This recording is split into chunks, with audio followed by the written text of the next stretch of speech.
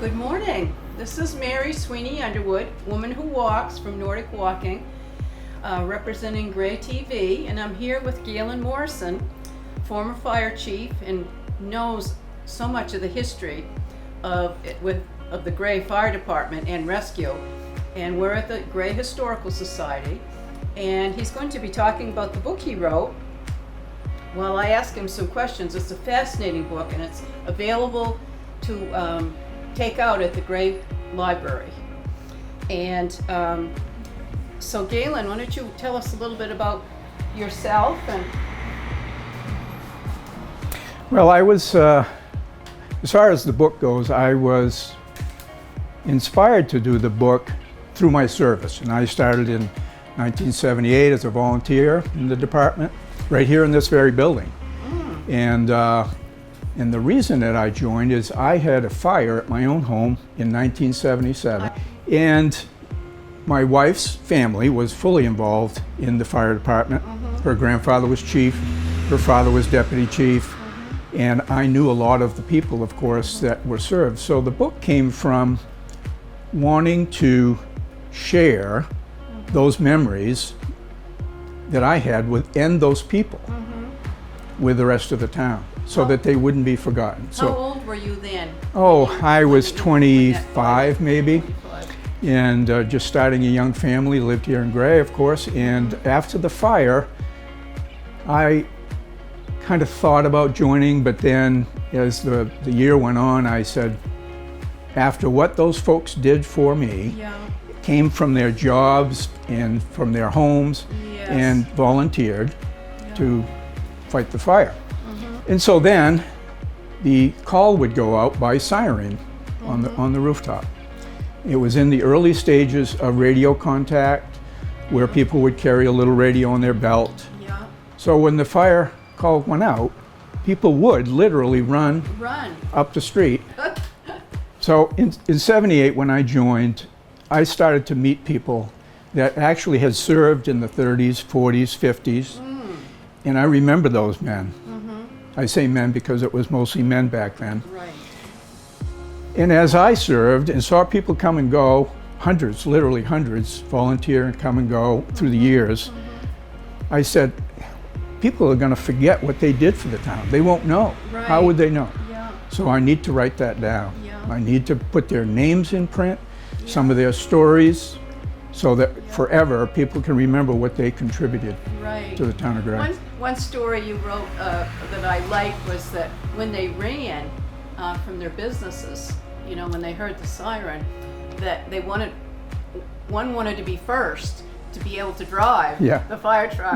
And then the second one got the outside seat, but the guy that was the last running from work got to sit in the middle where probably all the junk was, and stick shift and everything. I thought that was quite comical. And exactly, they are also at that point, there were no fire gear issued like we see here. Oh, you didn't have, it was on the trucks. So each compartment would have a pair of boots, a jacket, and maybe a helmet.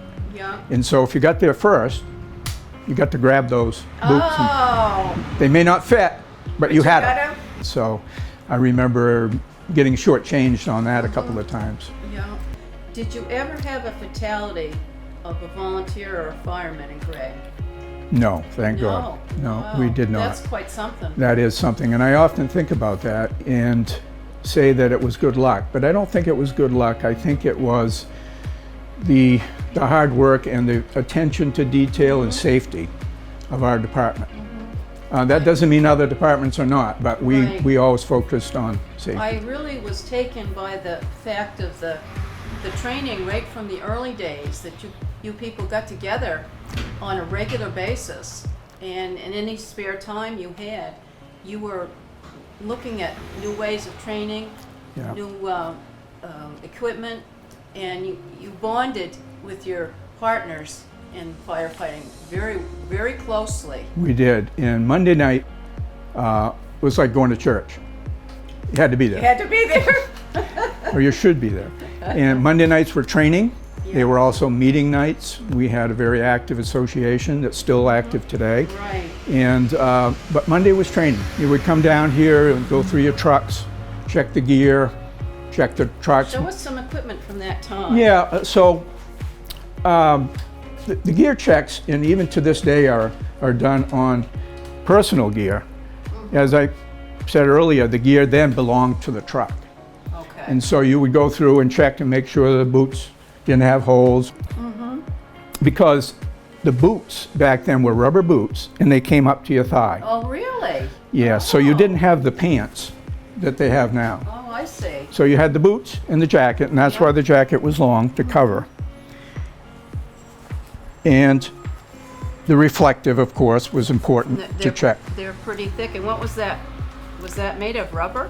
No, no, early, I don't have any here in the museum, but early on, 20s, 30s, 40s, the suits were rubber raincoats.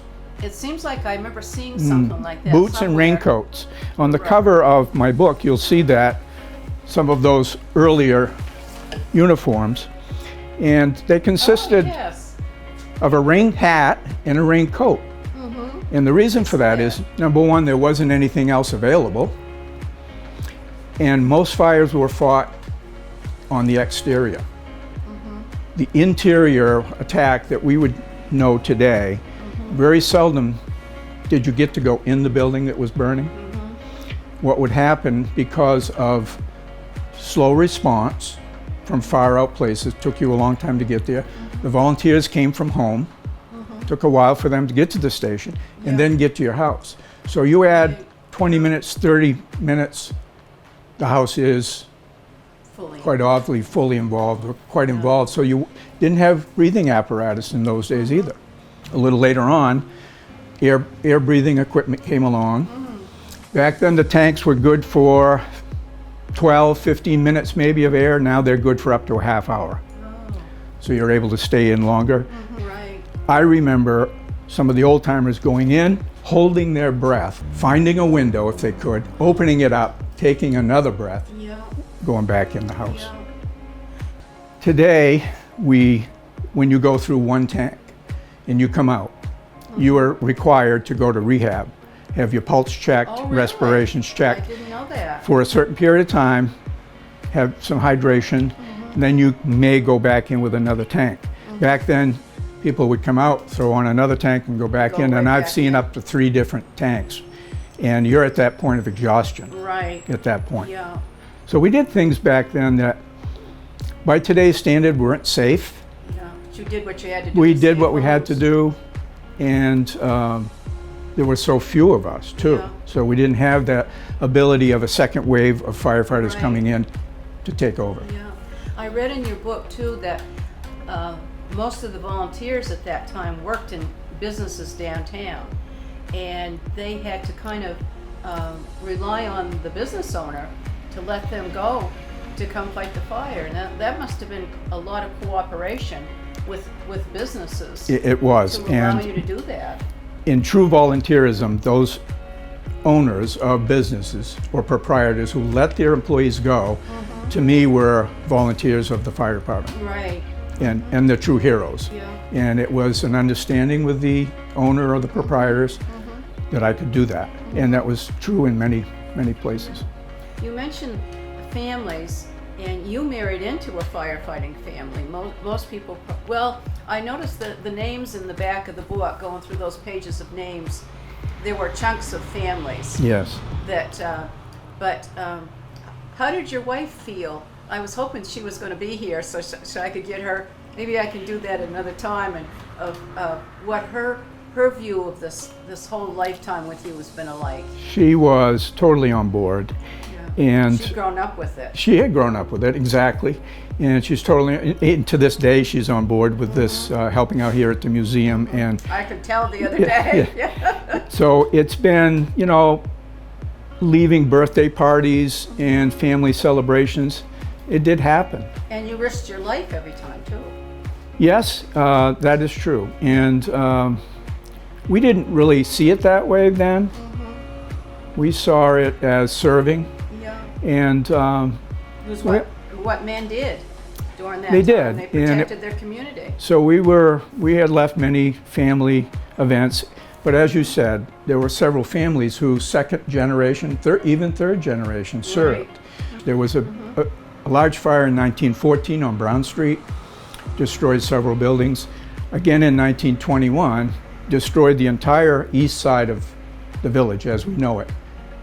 And so the business in Gray, the businessmen were starting to get a little fed up. With the fires. Because we had a fire department. They had one little wheeled cart from 1915, I believe they purchased that. And even up until 1927, when there was a very large fire at the Skilling residence on Hancock Street. And through some of my research and newspaper articles, the people of the town were basically fed up. Why don't we have a motorized vehicle?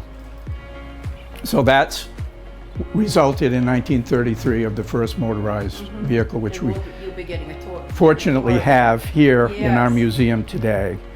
Through the foresight of some of our past fire department members, it was kept and preserved, and we now have it today. Galen, talk about newly driving a fire truck and how difficult it was getting out the doors here. Yeah, I remember that at that time when I joined, there were only 3 trucks in the station. We did have a station at Dry Mills where we had 1 truck, and then we had 3 trucks here. And to drive a fire truck then really consisted of somebody watching you drive, a pump test, which you had to know how to run the pump. The rule was then, if you drove, you must run the pump. That was the duty of the driver, to get out at the scene, put the pump in gear, and not be a firefighter. And where did you pump from? Did you pump from a stream or their well, or did you carry water? You carry water in each truck, and in those days, I think it was a 500-gallon truck. Then they went up to 750, and now they're up to 3,000 on some trucks. Used tankers. But you always have to rely on rural water. And know where it is. Fire ponds, lakes, and know where it is. So that was part of your training, to go out to these sites and draft from a lake, draft from a river, and shuttle water also from a tanker to an engine. My early days of driving really consisted of saying, yeah, I think you can drive that truck. I've seen you drive it. I've seen you operate. You're good to go. Yeah. Now, of course, it's a lot more stringent, and it has been for many years. That you go through road tests, you go through pump training and testing, and so on and so forth. But I remember engine 2 in this station, the first time I drove it, or first few times that I was lucky enough to get here before anyone else and become the driver, leaving the station, and we had what they call West Coast mirrors on the side for view, and inches on either side to get out the door. Now these doors were built back in the 1800s. And you were going straight. And we had to go straight out. You couldn't turn because you'd hit the door. With all the traffic coming straight out into the traffic. The hardest one was West Gray, because you had to take an immediate right-hand turn. And quite often when you took that turn, you were facing traffic right in your face. Siren going, lights going, and the people froze. They didn't know what to do. So we had to maneuver and to get down West Gray Road. And the one time that I vividly remember, I left the station, I heard a crash, looked behind me and saw wood splinters flying in the air, kept on going. You don't stop. Kept on going. All the while coming back from the fire, and I don't remember what it was, dreading facing the music for damaging. Oh boy. The truck wasn't damaged. The chief was standing at the door and kind of a big grin on his face. Backed it in, got everything done, and said, Chief, I'm sorry about doing this. I'll fix it.